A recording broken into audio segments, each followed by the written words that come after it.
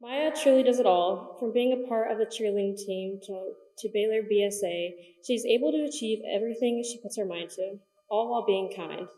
I know Maya out of the kindness of her heart and her ability to help anyone and everyone in need. She has the biggest heart, and I know I can always ask her for help. Let's give it up for Maya.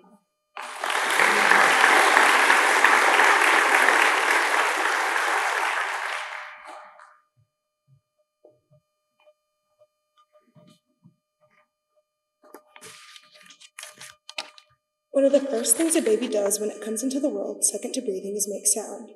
This sound over time becomes a uniform dialect which differs depending on the cultural history of that child. Our voice is something that we tend to become numb to as time passes. We're used to the sound of it, even in our own thoughts, but to the outside world it's something that's not so familiar. Furthermore, the term voice can be twofold. It's not only a sound, but it's a sound with meaning and purpose.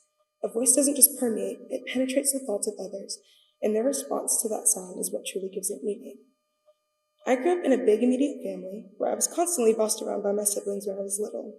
This is expected since I was the youngest and never had a real say in any big decisions. Because of this fact, I somehow managed to be the loudest one in our household. I simply wanted my voice to matter just as much as my sisters' and brothers' voices did. This goal helped structure me in my childhood to become someone who was confident in who they were. I strived to be a strong person whose presence had a positive impact on people. I really did want that voice to matter. Unfortunately, self-consciousness is the enemy of confidence. When I allowed it to reach the point of bullying, which ranged from sly remarks on my appearance to full-on threats. Current middle school, it only made them worse.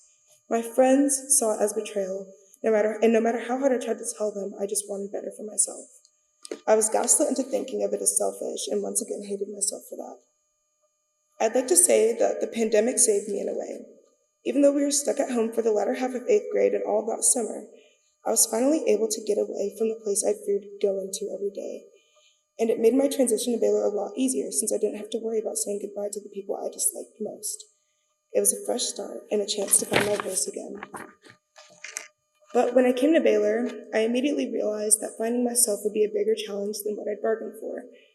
I was thrown into a completely new environment and only knew a couple of people out of the entire school. What made matters worse is that I saw how easily some of the other new students had gotten established, whereas I had to search for my individual community instead of it just coming to me. It made me once again feel worthless, and I'd given up on trying to revive the person that I once was. My stress was short-lived because after a few months, I was able to ground myself in a group that I still call home to this day. But despite that, I was still unsatisfied. Because of the past, I formed a habit of fading into the crowd. With this habit formed a very inwardly focused fear that all of my friends secretly hated me. It made me believe that my opinions didn't matter, and that even if I did speak up, it would only be noise and nothing of weight to those around me. However, around the beginning of this school year, I made a choice to start opening up after realizing how miserable I was. Because of this, a new desire brewed within me. I wanted to be my own person and actually have a say in the course of my life. So, acting upon this wish, I finally decided to take control.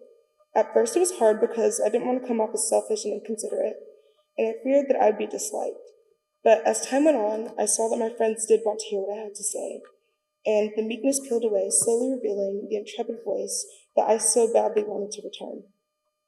I still have to work hard when it comes to advocating for myself, but I fortunately have the wisdom of so many lovely people around me to help guide me on this venture of self-worth. I hope that for those of you who are struggling to use that voice gifted to you when you first entered this world, that my words were enough to inspire you to be bold in your pursuit of who you are and not let anyone dim the bright light that shines within you. Before I go, I want to take time to thank a few people who are important to me. Firstly, thank you, Mom and Dad, for everything that you've done to get me to this place and remove me from where I used to be. You always encouraged me to be the best version of myself, even though sometimes I act like I don't want to hear it. Just know I'm grateful for everything that you guys have done for me. Thank you, Deontay, Imani, Mia, and Ben, even though all of you aren't here, for shaping me into the person I am today.